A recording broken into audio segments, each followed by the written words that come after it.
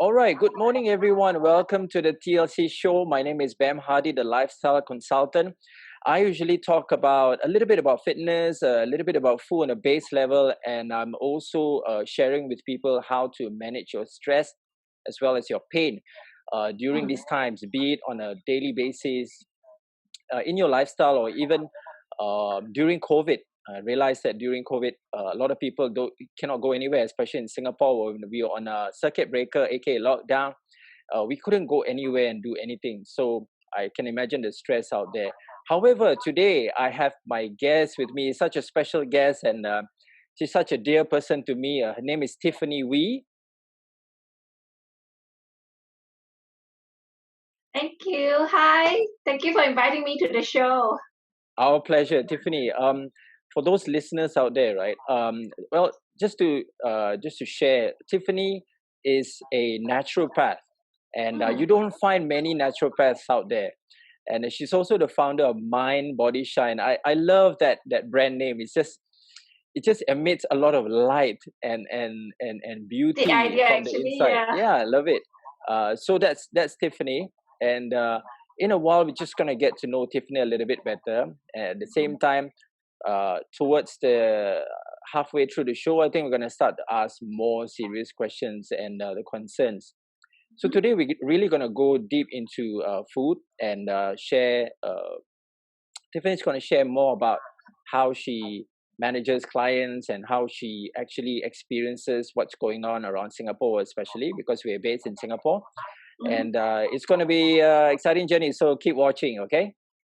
Okay, so first question right now. Tiffany, I'm going to restructure my questions because I have two questions that I want to jumble up a little bit. I think most people will be questioning, not everybody knows, yeah?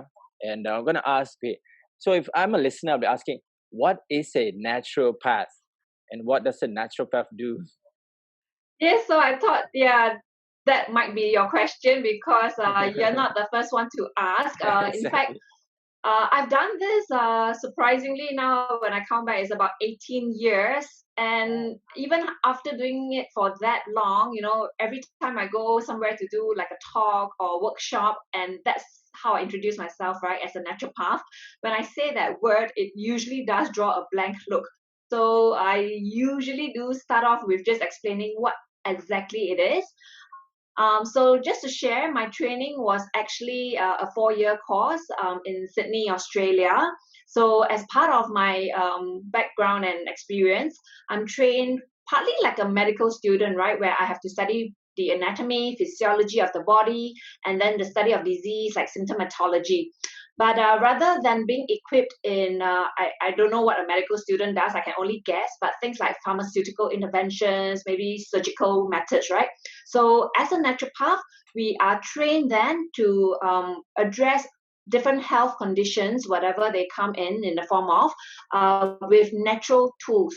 So quite often we will also be trained in things like nutrition for sure, herbal medicine, homeopathy, and then also there will be some side things like for myself, counseling, massage as well, remedial massage. And I think it hones back to looking at the body, or rather as the person as a mind, body, and some say even spirit, right? So a lot of us are also trained in some aspect of a mental emotional therapy, such that we can address whatever health concerns in a more holistic fashion. So personally, I much later on trained in mindfulness as well, because I found that that was a really useful tool to be able to help my clients, in a more complete manner. Okay, excellent. When you said mindfulness, right? Mhm. Are you referring to someone who tries to heal themselves through maybe better eating habits, but at the same time also manage the way they think through that process? Yes, so it's interesting you asked that because exactly there are many different schools of mindfulness. The one that I was specifically trained in is this program called Mindful Eating Conscious Living, and it basically hones in on the relationship that we have with food. So it's called mindful eating, right? Which actually in that sense, right, because you're sort of like paying more attention to the food that you eat by being conscious and aware of it, it stops you from behaving in a very autopilot mode. And Okay. in that sense, right, it has like far-reaching benefits beyond just your relationship with food and eating, to the point where you stop yourself from always operating in that monkey mind mode, to having more stillness in your life, and you would see the benefits start to extend to other areas, for example, your relationships with people, your connection with yourself, so on and so forth. Yeah. So it Wow. is, yeah, it actually changes the whole your cognitive function, your mental emotional wellness as well. Yes. Yeah, I'm sure, and I totally agree with that. During COVID-19, I'm Mm. sure the eating habits of people have changed. I can Oh, imagine, yes. and I'm sure you experienced that with In a some of your stressful clients. situation, yes. Yeah, so I can imagine someone just heard the announcement, and a week later they are at home and they have so-called freedom. However, Mm. they're now very excited because they don't have to go to the office. So I think they will spend more time on Netflix. I think Netflix has made so much more money during COVID-19 all around Yes, the world. yes. And I I am think guilty for one. and I think the snack industry and all the other delivery businesses have boomed somehow. Yes, Uh, yeah. uh, Tell us more on how, if someone were to backtrack Mm. that situation, how could they actually uh, make a different decision in terms of eating habits? What do you think? Hmm. So do you mean like eating in terms of like stressful situations? Is Yes, that like what you're emotional referring to? eating. Yes, Or yes. So that was actually the reason why I embarked on this training in mindful eating, because as you can imagine, right, as a naturopath, or rather nutritionist, which is what a lot of people come to see me for dietary advice, I find that with the internet being readily available these days, there's information overload. So it's not that people don't know what they should or should not eat to better their physical health, but a lot of times it's sort of what they use food for that hinders them from making those best choices, right, in terms of like their health and well-being. And a lot of people do, whether consciously or unconsciously, eat from an emotional standpoint.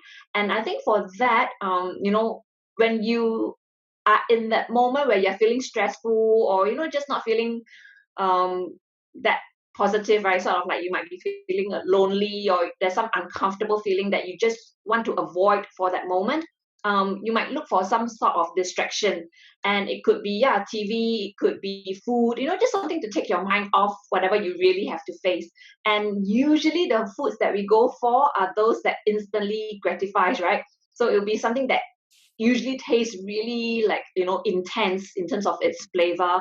So could be like something sweet, could be something like fatty, fried foods that have that immediate satisfaction.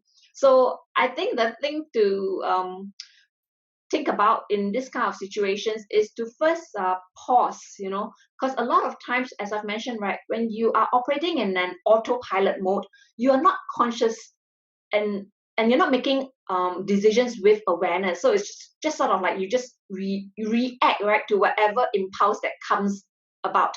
So you definitely don't go for the healthy options in those cases. So I think, like, beyond asking for too much, a lot of people should maybe try to start inculcating that habit, just to take moments of, like, stillness, like just pause. Because when you pause, you automatically stop yourself from reacting, right, to a point where you're able to respond. And when I say respond, right, usually then it comes with a sense of awareness, where you start to think, okay, all right, in this moment I feel this craving coming, but what is it that I really need to eat to satisfy it, and how much do I need to eat to satisfy it? So I think with that sort of like habit of just pausing and reflecting, you naturally, I believe, will be led to making better choices. Yeah. So short of like going deep into like, oh, what is healthy, not healthy, it's more like what you need in that moment. So yeah, sure, if you felt that after that pause that what you really need is ice cream, then sure, go for it. But at least you're making that choice with awareness. And then you might decide, okay, then if I really want to eat ice cream in this moment, how much do I really need to eat though, right? To satisfy this craving. Do I need to go through like the whole tub? Or maybe I could just have a piece, right? So I think that's that important thing to do. Yeah, because when you're stressed, right, no point asking people to do a formal practice of 10 minutes sitting in silence. Like that is just not going to happen in reality. So I think what is more doable would be just getting people to first of all just take that mental break, like just pause. That is so true. I was a student of psychology, and Mm, when I read books, in fact, what I've learned was everybody makes choices every time. In mm, fact, even if you want to buy a shampoo from a shop, or a piece of vegetable, or something that is dangerous for your health, like on a certain level, they're all based on choices. So what you mentioned was so true. Uh, Pausing is important, because when we talk about arguments, they always say that if you're in a heavy argument, always pause for 20 seconds before you react, right? And mm, usually mm. by the time Exactly. it's Yeah. 20, 30 seconds, you kind of like, oh yeah, never mind lah, let's just be at peace, or negotiate in a different way. So Yeah. you're so right. The pausing part is so important. It happens to me as well. When I want to look for things that I crave for, I do stop and ask myself, is this the right thing to eat Mm, at the right time? mm. Am I going to regret it? I ask myself a few questions, and if all the answers is I don't care, I don't care, I don't care, then I end up just popping it in my mouth, right? Like Yeah. tomorrow is another day to compensate. But I usually, when I go into a very serious season where I really want to change myself in many ways, then the decisions become and the pause moments become even deeper and longer for me. Mm. Yeah. Yeah. Yeah. What you say is so true. It's so good. Yeah. So yeah, you're right, right? In fact, like the founder of Headspace, right? He calls this like a brain gym because it's like a muscle, right? If you have not like worked this muscle for a long time, when you start using it, it feels very unnatural. So when we start to do this little pauses, right? It becomes a habit, right? Because it's sustainable. It's just like short little moments where you just take that little break. So it becomes something more and more natural as you practice, right? That's why we call it a practice when we do mindfulness, exercises. And with time, you'll find that, in fact, these pauses, as you've mentioned and experienced for yourself, become longer, and it becomes something that just habitual, and in that sense, I think you become more aware and more conscious of whatever decisions you're making pertaining to your life, not just your diet, right? So yeah, in terms of our interactions with people, I think sometimes we are so stressed, right? We are put like so taut that the smallest little comment gets us like into this very frustrated or very reactive mode. But what happens is that if you can start to create that little bit of a distance, right, between yourself, your thoughts, your emotions, and that situation, then yes, you are able to respond, I think, in a kinder or in a way that is more true to yourself, I think, as opposed to a very defensive, reactive side, which, as you've mentioned, like, you might make that decision in that moment, and then 2 seconds later, you're like, what? Like, sort of regretting it already. Yeah. Yeah, that's so true. Everything relates to emotion, even though shopping, right? So I guess so for the listeners out there, I think in a very short nutshell, just be mindful with all your decisions, Yeah. and do pause before you decide to pop anything in your mouth, or put anything on your skin or your head or your eyes whatsoever, because our bodies are like a Ferrari, I call it. Every single part is expensive, and it's even more expensive to replace. Oh, yes. The last Yes. thing you want to go to is the mechanic, in a Yeah. Ferrari workshop, because it's gonna be very expensive. So I always tell people to relate your body to a Ferrari and its parts. You mentioned something very interesting, which I've discovered about 5, 6, 7 years ago. Mm. Headspace, right? Headspace. Mm. Back then when I was running my second healthy cafe business, I Yeah. was very stressed because the rents were high. We had staff coming in some days and not coming other days. So from just managing the kitchen and the whole operations, I have to even be a dishwasher because we have Wow. one sink and one dishwasher is all we need. So when the guy Oh. says, "Boss, I cannot come today," I have to really, besides cooking, I have to wash all those pots and those plates in between lunch, Oh. you know. So I was Yeah. telling my ex partner, I was saying, "Hey, very stressful." Then she said, "Hey, mate," she's British, and she said, Mm-mm. "Why don't you check out Headspace? It might help you sleep better." Because when you're Oh. so stressed, right, sometimes you find it hard to sleep because your mind's going in a 30 million thoughts a second. Yeah. So she introduced Headspace to me, and when I listened to the free app, it's free, but you also can subscribe to it and pay for it. I Yes. always listened to the first 10 rounds of the 10-minute sessions, and I loved it. Yes. It's cartoons in there, and it's so enjoyable to watch. So yeah, it's good that you Yeah. brought it up again. It's lovely. Yeah, and in fact, you're right. This sort of mindfulness apps is my go-to as well. So, because I'm a naturopath, right? So I see people for all kinds of different health issues, and I tell you, most people that walk through the door, um, are suffering from some degree of stress. And as I mentioned earlier, for people who have never meditated or do yoga, it will feel very foreign to them. So quite often, I tell them to do two things to kind of like help, right? One, exactly as you have said, is to do this sort of mindfulness apps, which is like a 10-minute practice, just before bedtime. That's easy. That is quite doable, I think, for most people. And then the other is to start writing a gratitude journal. So those two things I find that, yeah, they are kind of easy things that you can start to do for yourself, just a few minutes a day. And don't underestimate this. Like, it really really helps, yeah, when yeah, like already so stressed out that even little acts like that goes a long way. That's so true. And Mm-mm. if you realize what you just said, right? What's interesting was all the things that you just said has a lot of pause elements in there, Yes, right? yes, you're Right? Pause right. elements. So for the listeners, what Tiffany said is very interesting because again, it relates to the pause moment when you listen to the 10-minute, let's say Headspace app, and you'll be pausing for about 10 minutes before you go to bed. Before you eat, you Mm-mm. pause. Before you make a decision, you pause. Mm. So yeah, very cool, very cool. Very curious, right? I think listeners also want to know a little bit about your background. Mhm. So before you became a naturopath, what was your life like, and what made you decide to become a naturopath? What was the turning point that made you say, "I want to become a naturopath and help people"?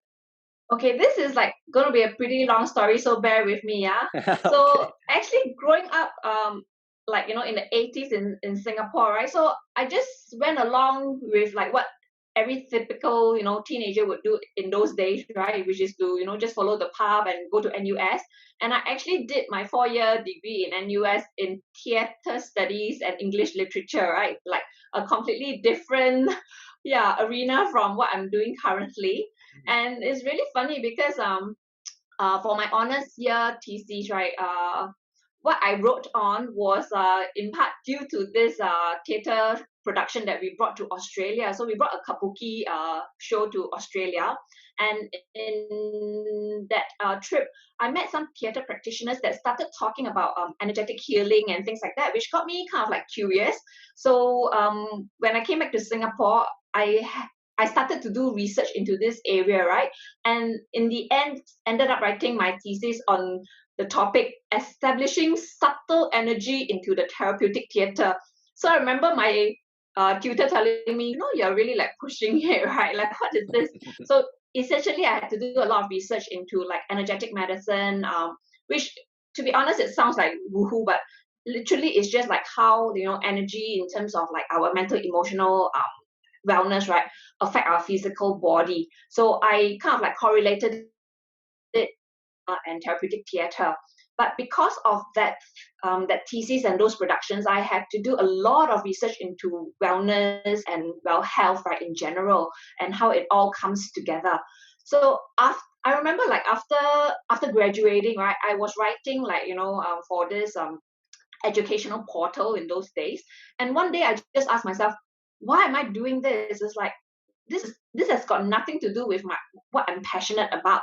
So I pitched myself to a magazine there, which was freely circulated, called the B magazine. And I literally told the editor, right, okay, I have no background, in health and healing. I'm a theater studies and literature student, but I gave them like, a few samples of my writings, like, my thesis, and also like those poems, right, that you write as a teenager and whatever. And I don't know how, but I landed the job of being their in-house writer. So that Wow. actually, yeah, it's like, I'm like, what? So like somebody up there was looking out for me, I think, and put me in that situation, because I never looked back since. So after writing for them for a year, because I met also a lot of people in that wellness industry back in those days. But you must remember, this is like Singapore, like in the early 1990s. There's no like brown rice in NTUC. Literally, I tell myself, no, I tell my clients these days that in those days, 20 years ago, if you wanted to buy brown rice, you literally have to go to Brown Rice Paradise at Tanglin Mall, right? That's how wellness is so unheard of in those days, right? Not like Yeah. now where there's like a health food store, in every mall, right? Or a few, in fact. So then after writing about it, I told myself, okay, you know what, enough. I want to like really get down and dirty and really do the actual work. So after having just graduated, I think for a couple of years, I told my parents, okay, you know what, I'm going to go Australia and study this, take up this 4-year course and study this thing called naturopathy again. And they're like, huh, girl, you just graduated. Don't you think you want to work first and, probably bring in some income first? And of course, in those days, when you say naturopathy, they're like, huh, what is that thing, right? That is so unheard of those now, let alone like 20 years ago. But of course, now people have a better understanding, and I would say more actively seeking to do to or prevent, to do preventative health. But in those days, most people would just, go and see a doctor, right? As opposed to natural healing. So yeah, that was kind of like what spurred me, onto this whole journey. And I would say it's like literally there's no turning back, because it's not just a job, right? It's like something that becomes part of your entire lifestyle, in especially after I've had kids as well. I think a lot of it went into, Yeah. even like, the pregnancy, childbirth, like, it becomes part of your decision making process for like your entire life, I would say. Yeah. Wow. And until now, like seriously, 20 years later, I'm still so passionate about it. I still, really want to keep spreading the word on how to help people improve their health and well-being. Yeah. Oh, that's fantastic. Wow. That's Mm. a fabulous sharing. It's good to also, find out more about yourself, because some people think that everybody comes from an industry, or comes from a family upbringing where it's all perfect, but usually it's not the case. Mm. So for me, just a quick share, why I decided in 1995 to join the fitness industry in 1996 was I asked myself this big question. I kept seeing a lot of people on wheelchairs. That was in Mm. the 90s, mid 90s. And I say, why are they on wheelchairs? They're not, some of them look pretty young, like 40s, Mm. 30 plus. Mm. And then I see some people with amputated legs, and stuff like that. So I say, okay, I'm very inspired to be in the fitness industry because of those trainers that were training Hollywood stars. That was one of the triggers. Mm. The glamorous, life and a nice body and all that. But what really got me to decide to join the fitness industry back then was I told myself I don't want to be in a wheelchair. I put myself in that scenario. I realized that, wow, if you go to hospital, so many people have to visit you. And if it's an accident, it's fine. It's unforeseen. But what if you did that to yourself? Mm. What if you had to be on a wheelchair because of your ignorance? Mm. What if you are sick because you just didn't care enough, Mm. that after so many years that these things happen to you, and then the people that care, or they care for you so much, right? They have to sacrifice their time, and they're part of their happiness to come and support you with the mistakes that you created. And to me, on a psychological point of view, that sucks. I said, no, I don't want to trouble people. I don't want to create all this chaos and then people have to come and, pity me and all that. I said, no way, man. I'm going to join this industry and I'm going to, stay fit and acquire this skill. We talk about skills here, right? And I can do this for the rest of my life. I can be 70 years old doing chin-ups on a tree branch and still posting YouTube videos and telling people, hey, you can still do this, So I think it's a skill, right? It's a skill that it's so important. Like for you, this is your work and your life. For me, it's also the same thing. And I think those listeners out there, if you really want to make a choice, sometimes it's good to go into a passion that can either be end up as your work, or it can be something where you should go in deep and learn more of. Nowadays with technology, you can just Google everything, right? And YouTube everything. There's so many people that give free content. But of course, you need people like Tiffany as well to come and help you because, on a personal level, you can't just get answers online. So with that, I have my next question, which I call the curious question. And I think a lot of people may be asking you as well. So the question is, when as a naturopath, right? If someone asks you, what's the difference between going to you to seek for help versus someone actually going to a doctor? What is Okay. Yeah. So for me, I always tell people it's not alternative healthcare, it's complementary healthcare, right? So there should be this symbiotic, I think, relationship between medical professionals and then of course us natural professionals, practitioners, yeah. And I would say it really depends on whatever presenting symptoms you are looking at, because there's this thing called the illness wellness continuum, right? Whereby in the middle is this neutral point where you are so-called disease-free. So I would say like the doctors, they typically look at health from more a pathological perspective, whereby okay, if you are actually suffering from a condition or a health disease, then they are the prime people to kind of help you with it, in the sense that they will give you a diagnosis, right? And then from there, they will have some sort of intervention. But usually, like for us as a natural practitioners, sort of like beyond that pathological perspective, right? We also want to see then like how else in your life can we sort of like enhance your health and well-being in relation to the actual condition. So for example, like through your diet, through lifestyle, things that you use, right? Even like your toiletries and things like that, are they somehow contributing or to your condition, or maybe impeding you from full recovery, right? So I think it's like this two-prong approach where yes, you go for the medical intervention to help relieve your condition, but through the diet, through the lifestyle, we can also help enhance your overall well-being, so that you're not just getting to the point back to that illness wellness continuum, right? You're not just getting back to the point of being just neutral as in disease free, but you're going as far towards optimal health at whatever age you are as possible. So I think this is sort of the way that we work together with medical doctors. So we don't say that you have to choose one or the other. In fact, a lot of times, the way I practice anyway is that I tell people that I'm very comfortable to work with your doctors, and in fact, I can even have a discussion with them if they're happy to, so that we can work together for the best of our clients' needs. I think that's like duty of care, right? To do what's best for your clients. Yeah. Yeah, that's so true.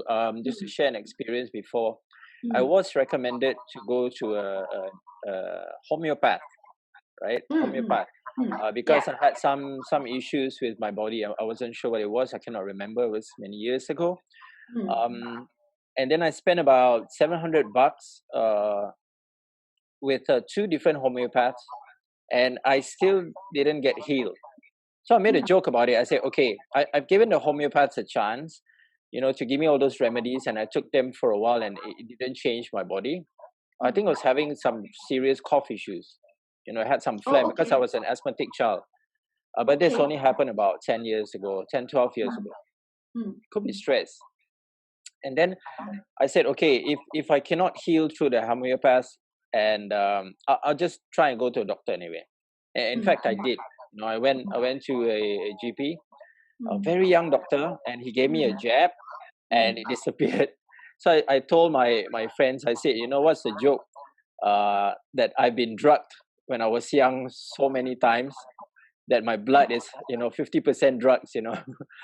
Because our days it wasn't many experts like yourself.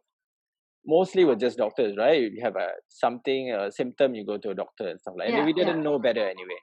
Mm, So yeah, it's good that experts and professionals like yourself work with doctors in case for the good and the better outcome of clients. So mm, that's really mm. important. Yeah. And on that note, yeah, I mean, like, since you're mentioning something about this, so yeah, I mean, there are also, these people who are at that point where they don't actually have a disease yet, right? Because they go to the doctors and the doctors tell them, no, we've done all the necessary tests and you're fine, right? But they know in themselves that they're not fine because they're always bloated, for example, or they don't sleep well, or they're constantly feeling like a headache or migraine. But it's like not to the point where they are actually in a disease state yet, right? So this group of people, I think, are also the sort that we would be able to help in the sense that, yeah, we can just help to maybe like clean up their digestive system. Maybe they just need like some nutrients, right? Maybe the body is just depleted, so maybe they just need like a good multivitamin or be taught how to eat in a better way so that they are fueling their body's needs. So I think, yeah, that group of clients as well, we can help support. I think natural practitioners, that would be one of the um, differences, I would say, as well. So we kind of like get the clients which that doctors might not be seen as being their patients. Yeah. Yeah, that's a good one. I Mm-mm. just had a train of thought, but I lost it because you were talking about I wanted to relate to the mindset of everything, because I also feel that environment is an influence with people. Like if you hang out with people who drink a lot of alcohol, and Mm. you're their good friends, and then one day you decide, oh, maybe I don't want to drink so much anymore because I think Mm. it's gonna hurt my liver and kidney. Mm. And your friends go, oh, why are you doing this? It's why you live healthy life. And that's a societal pressure that a lot of people Mm. are going through as well. Mm. So I think for you, Yeah. Tiffany, although we are both not from we're not psychologists or psychotherapists, Mm. but all this relates to environment and societal stress. What sort of advice would you give the listeners if they face such an issue and they really want to change their lives for the better when it comes to eating better foods? Okay, so you're asking like in terms of like if you wanted to make that decision for yourself, but you are faced with like sort of like peer pressure or societal Even pressure, right? families, yeah, families will say, "Oh, Oh you're yeah, you're a cow because you're eating so many greens now, right?" yeah, yeah. So it's interesting that you say that because well, one of the key things that I do is weight management, right? And as part of that weight management program, my Mind Body Slim program, right? Of course, for a period of time, there would be a very specific dietary protocol, which a lot of clients do feedback to me that it's not that that they feel hungry, but it's more able to socialize, right? Even yeah, like you say, with the family, they are in a way that is atypical, right? Of I would say what a typical Singaporean average meal is like. Usually lots of carbs, fats, and all that, right? Not that it's not okay, but it's just that if you are trying to lose weight, then you need to tweak it a bit, right? So then they would tell me like, well, some of my clients will have supportive family members because they do seriously need to lose the weight since it's starting to manifest in terms of health issues as well, right? Like diabetes or heart conditions. And in those cases, sometimes the family would be like all supportive and even help them cook those meals, right? And then there will be those like who face like the sense that they'll be telling them, even though they are overweight, like, why bother, like, that's too restricted, that's too restrictive, why don't you just forget it and just join us to eat? So, that I think there will always be like different people with different opinions around you. And I think at some point you have to make that stance for yourself, like in terms of like what is it that would really bring yourself like true joy, right? It's like would having this healthy, renewed body give you like more joy, or would it be like in that moment trying to you and behave in said manner just to kind of like make people feel like I think what we're looking for is like approval from other people. And if you find that we come back to that pause, right, just taking that time to reflect on this rather than always like just responding to whatever is happening around you.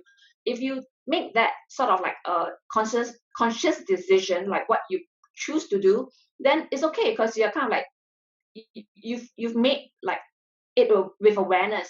But if you find that you're just constantly just trying to appease people and seeking external approval, then I think what we need to do is actually start asking ourselves why do I thirst or hunger for this external um you know approval. Is like it I think we need to ask ourselves like more importantly, like where what what do I need to seek within myself so that I feel okay, with my own decisions. And even if it's not so-called the popular choice in terms of other people around me, but why do I constantly need to seek that external approval in myself, my sense of self-worth, my sense of self-love, that is not sufficient? And should I instead like work on that aspect of myself rather than constantly trying to seek it externally?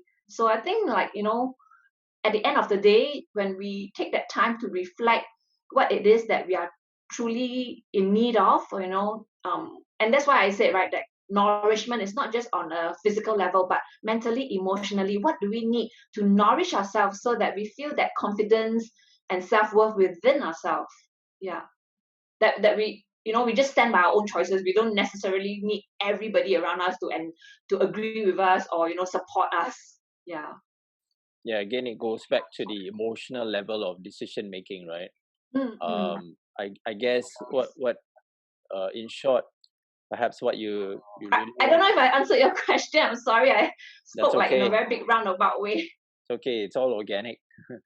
So I guess in my understanding, and if I keep this really short, it's about just making a self-love decision and say that Mm, if you really want to change, then just make that decision and go with it. Yeah, mm, and it doesn't mean that you have to unlove people or unfriend people or unmeet people. You yeah. just have to plan it better. Mm, mm, When I was in the fitness industry, I was being very fair to my clients. yeah, I yeah. call it compensation.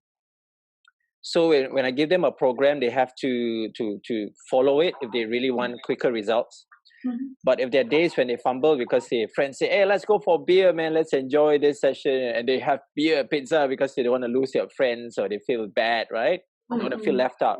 So I say, okay, fine. Then today is you're here, and I know you feel guilty. Then we'll up the cardio, we'll up certain things, like boosters, right? And then they feel better because they feel like, oh, life is not unfair to me. I can live like a normal human being. mm, I don't have to live like crazy. Because I mm. think people will look at us as, when we talk about all this all the time, they'll look at us like, oh, you're quite an extremist, but we're not. So let's do this, Tiffany. Yeah. We'll talk about, how we eat, maybe roughly on a weekly basis. And then we share some of the mindset parts, and then I'll start with myself and then you can continue, okay? For me, like, food, when it comes to food, I think both of us, me and Tiffany, we live quite balanced, but we know how to compensate when we over indulge in certain things. Mm, So for mornings, yes, guys, for those who are watching in Singapore, I do go out and eat from hawker centers in the mornings. Sometimes it's due to the uh, situational. It's situational. Like if my partner wants to have something that's a bit sinful, then you know I can't say no because otherwise it'll be one person eating. So I'll just go for it. I'll have like hard boiled eggs and a bit of chin chong fan. For those of you who don't know that, or know that, so chin chong fan is it's like a flour based, right? Yeah, rice Really, really flour. big. Yeah. Rice flour with some really sweet sauce stuff, and sometimes I feel really sleepy after that. But there are days also I will have eggs. I'll have bread. If it's done baked from home, then I'll have that. But if it's not, then I'll sometimes buy outside. And sometimes I have skin problems by eating too much of the commercial breads that has too much yeast in it. Mm, mm, mm. So I eat very balanced. I the things that I don't consume nowadays are things like Coke, really sweet drinks. The only thing I sweeten my tea and coffee is with pure honey. But Mm-mm. sometimes I know that too much of that also is not good. As well as fruits that are not too. But I don't eat too much fruit, and I have to up my fruit. I realize that because it Mm-mm. really helps with my whole body and the system. I don't Mm-mm. eat too much white rice unless it's cooked from outside. But again, it's situational. So yeah, so enough of me. I think I I do eat sinfully sometimes, and our body do needs to kind of um, work itself to kind of clean out all the gunk. But Mm-mm. yeah, but then again, yeah, let's go with you then. Yeah, What's I mean, your weekly thing? similarly like you, right? Because yeah, I get quite surprised when people always assume like naturopath that I'm vegan, and I tell them no, I'm not. In fact, I quite enjoy my meat, and if I was ever to have a steak, I like it blue, which is a cut above rare, right? So yeah, I'm no vegan raw foodie, 100% raw foodie sort of and I tell people, come on, we are Singaporeans, right? And this is a food paradise. So of course Yeah, I do eat like Singaporean food and enjoy it as well. But I also know that at my age, I cannot just indulge right in whatever I want to eat. So there has to be that balance. So how I try to do it is that on weekdays, I like you, I typically eat very low carb. I love bread, but I don't like necessarily like go out and eat bread like crazy, right? Even though I know that I love it, I will same have it here. once in a while. On most typical weekdays, I would just like eat yeah, like more protein based. And the problem I find, and I of course I eat hawker food as well, but like sometimes I find that with hawker food I don't get enough greens. So that is one thing that we might do at home, like I'll like sometimes we tap out like like roast duck or some roast meat, and then to kind of add to the veg, right, we'll just like Same. stir fry up like a big plate Yeah, of all your different veggies, like the dark green leafy ones especially, yeah, because we love to eat that. And I find that yeah, it costs too much to get that outside. So it's exactly. something easy that we can do at home, like a stir fry, right? And then I also eat a lot of like kimchi, fermented foods, Mm, because I know that that's very important for digestive yeah, health. So that's something that I consciously try to add on on top of whatever hawker stuff or outside food or deliveries that I'm getting. And then on weekends, I have kids. They are like 5 years old and 8 years old. We have a typical normal family life, right? So like just a few days ago, last weekend, we went to Gardens by the Bay so that they can play with the children's pool. And yeah, after the meal, we went to Satay by the Bay and we ate satay, right? So we're like oh, normal people, right? And what do we have? Oh, we have like stingray, the barbecue stingray. So, but you're right. The only thing that I find that I consciously make a point, even with my kids, is not to have too much sugar in the diet. So like things like sugary drinks are out. So like whilst we enjoy hawker food and all of that, we also eat pizzas, things like that, but it's the sugary drinks that I try to limit. Yeah. Yeah, but definitely we're not like restrictive sorts that only eats like home cooked food. And yeah, so it's all about balance, I think, right? yeah, it Yeah. can be quite stressful cooking all the time at home. I experienced that as well. Mm. Mm. Sometimes there are just days I just don't want to cook. Yeah, It yeah. does take quite a while to prepare certain things, and then make sure the timing is right so you don't overcook Mm. the vegetables, and then the Yeah. washing is a nightmare as well. Sometimes, Yeah. so you just want to I just want to go out and eat. I'm tired. After certain Yeah. days of exercising or whatever. But what's really interesting, Yeah. I Yeah. want you to share with the listeners as well. Mm. Correct me if I'm wrong, yeah, Tiffany. The foods that we eat in Singapore, right? especially in the hawker or certain places, they also include sugar in it. Is that right? Yes, of course. Like, it is used quite readily as a flavor enhancer. So yes, and I'm surprised, like, even like foods that you didn't think taste sweet to your palate, right? But when you look at the actual recipe, there's actually quite a lot of sugar in it. And I Yeah, think part of it is the fact that our um tongue or our palate has become so desensitized with overuse of sweeteners that we do not even detect it. So quite often, because for me also, I kind of like try to balance out by doing like a cleanse or detox every so often, like a few months, right? And I find that, hey, once I go through this sort of like a 1 week cleansing period, when I reintroduce so-called typical hawker foods, I can find that the taste is so much stronger, but yeah. like over time we just don't realize it. Yeah, so I believe there's a lot in there that we might not necessarily think is in there That's just so by taste alone. Mm, so true. And uh, I want to also share with you something really quick, and it's for the listeners as well. So mm, imagine, right? During COVID-19 season, mm. it's the research mentioned that if you are getting symptoms of COVID-19, your taste buds are going to be depleted. So imagine when you have a lack of sense of taste, right, on your tongue, that's a symptom. You start to pump in more sugar. Mm. And again, correct me if I'm wrong. When you have too much sugar, it compromises your immunity. So Yes. imagine someone going through that, and then they say, "Oh, I can't feel the sweetness of the drink or the food. I want to have more Mm, sugar," and then it really mm. ruins Yeah. your immunity, and then you need that immunity to fight against COVID when you're actually getting that. So I Mm. don't know how many people have been victimized by that. But then again, it's something to be aware of, right? Again, Mm. sugar, like they said, sugar in the US, they said sugar is more addictive than cocaine. Yes, it's 7 times more addictive. It, 7.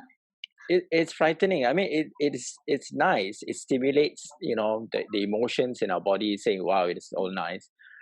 But like the last guest I spoke to as well, he said, sugar is more addictive than heroin. So it's like Mm. it's something that's been created, uh, in the industry to really get us to be emotionally involved in it, and it can be quite dangerous. It links to cancer, right? Sugar Yeah. links to cancer, not just immunity, diabetes, all these sorts of things that Yes, nobody all wants to sorts. go through, yeah, Yeah. when they get old.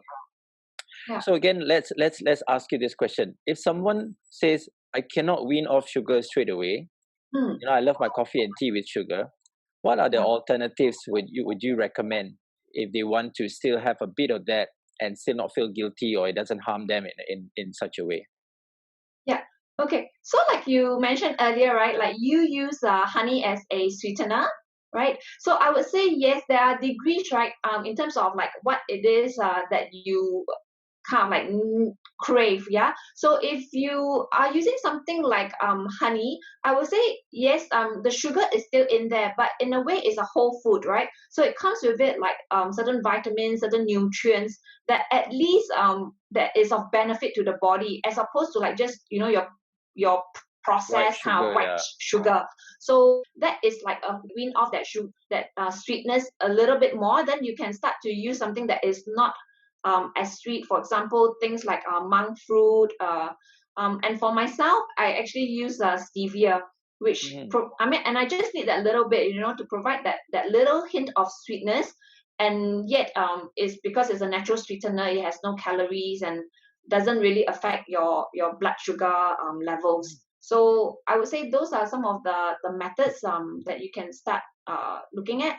And then I think, in fact, I had this chat with one of my clients, uh, one of the weight loss clients, and he was saying that in fact a lot of this thirst for sweetness, right? He says it's in fact habitual, because like in the past he would just without even thinking, right, put like 3 heaped teaspoons of sugar into a cup of coffee. And during the program, because sugar is not is prohibited, so he had to wean it off, right? Found that just putting 1 teaspoon, after the so-called that period where he had to cut it out, even just putting that 1 teaspoon, he felt that it was already sweet enough. So, Sure. and in fact, he just continued with that. And sometimes he says he quite enjoys the his kopi C kosong, so he doesn't even need the sugar. And he says that in fact, yeah, a lot of it is probably like just pure habit, and slowly by slowly you can actually wean it off. Yeah. Yeah, that's very true. Our Mm, bodies are able to. We as human beings are very adaptable creatures, mm, right? mm. So certain things like if we find that difficult now and we go through it, like even COVID, we're Mm. not as fearful as when it started and it got Mm, crazy. So now mm. we're going out, with our mask on, and we are touching more things than we should. But we're Probably, more yes. aware, right? I Yes, made yes. that mistake many times as well. Like sometimes I accidentally touch my face. I'm like, oh, quickly go to the bathroom and public toilet or whatever, just to wash the hands with soap. Yes, yes. So let's see. Next question, yeah. Mm. Are you still with the Living Cafe? No, no. So I left balanced living, yeah, at age 40, because that's when I decided, I really want to come out and craft out um like my own business, in the sense that I can help more people in the way that spoke from a heart-centered place. So I wanted to do a lot more of the mindfulness and, yeah, workshops, to do education and just sharing with people. So that Okay, that was when I left about 4 years ago now. Yeah. 4 years ago. Okay, by Mm. the way, nobody should know Tiffany's age, Oh, but you can I'm know not mine. shy to share. Okay, good. From my many years of experience, the woman I met always say, "Oh, let's not ask about my age." Oh, But I have not reached the age yet, maybe, or I don't. Yeah, it doesn't really the way those who are matter. listening, So I'm okay. I'm 44 this year. there you go. Those who are listening, we've let the secret out. I'm 45, and Tiffany is only 44 Only. years young, right? Yeah. Years young. So I don't think we're using any special cameras to enhance the look. I do have a genetic issue with my eye bags. It's usually quite Mm-mm. dark because of my ancestry. I think I have Middle Eastern ancestors. Okay. But again, I think if I put in more effort, that should be. And I've got really like big deep eyes, right? Mm-mm. So if I put in more effort, I think I can get rid of that. I haven't been pampered for a very long time, and I'm craving for that. But then again, let's go back to nourishment and eating habits. So when people come to you, right, what or these potential Mm. clients come to you, what do they usually need, and what sort of issues do they usually have in Singapore? Uh, okay. I mean, you must understand, I'm like a naturopath, which, as we've already mentioned earlier, like hardly anybody has heard of us, right? Mm, So because usually, typically, most people would first find themselves to a GP, and then okay. if they were trying to look for something like a more natural kind of healing method, then they might try TCM. If you're Chinese, or maybe Ayurveda or homeopathy. So quite often, by the time they find themselves to me, is usually after they've done rounds and rounds of visiting other practitioners. And I find that a lot of times when people come to see me, is conditions which they are kind of like obvious enough that they want to resolve it. So things like skin conditions like eczema, I treat quite a lot of people for that. And then of course, having young children, so I also uh, for some reason I end up seeing a lot of like young children as well, for respiratory type issues as well, or recurrent infections where working with doctors doesn't seem to be able to resolve their issues completely with the so-called the typical antibiotics and things like that. But having said that, seriously, I have like a myriad of different type of clients. Anybody from who has come to with issues like infertility, to autoimmune conditions, to diabetes, and then, as I've mentioned, weight. Yeah, so weight is a big one. Yeah. Sugar and all that, right? Related to sugar, Mm-mm. diet, and all that. Yes, yes, Um, exactly. Okay. so we're talking about kids, right? Kids nowadays. Hmm. What do you think has changed in the relationship to their diets nowadays? Um, compared to the kids during our time? Okay, so I remember that growing up, right? I was like I don't think my stress levels were as high as my kids these days, because I remember like after school there was always a lot of time to just like Play. play. Yeah, whereas like I find that my kids these days there's hardly any playtime, because even after school, right, they have to do tons and tons of like homework, or just catching up on like classes, remedial lessons and things like that. So I think the stress levels of kids these days would be much higher. And then I think also then when it comes to, because when we are stressed, of course, we also deplete our body's nutrients, right? So then when it comes to like the food part, like what you said earlier, is what we are feeding them helping them to sort of like rebalance that side of things, or is it because they do not eat in like enough in terms of a diverse sort of diet, that they seem to be falling sick easier as well, like their immune system seems to be a bit more compromised? Or is it because like maybe like bugs have become more resistant, drug resistant, and doesn't seem to work as well? So yeah, I think those are the two key areas, like that higher stress levels, and then yeah, like the immunity seems to be a bit weaker than I think like kids our time seems to be like we just Yeah, out we and fall about, down from the and playground and we are fine, right? like we have Just like keep sort of like running again. sturdier or like tougher. Nowadays kids like seems to be a bit like just like weaker, I think, overall. Yeah. A very nice way to say that. Some people say they call it the, I forgot, jelly bean nation or something like that, generation or something like that. I forgot what Yeah. was it called. Like our time, we just go out and chiong and then like we are like rough and tumble and Come back with whereas scratches everywhere. right, we didn't really give a darn, right? Whereas these days, like kids are a bit more sensitive, we need to take care of them better. Yeah, Yeah, like shield them a bit better. Yeah. Or maybe we are just a bit more kanchiong also as parents. I don't know. yeah, that's so true. That's so true.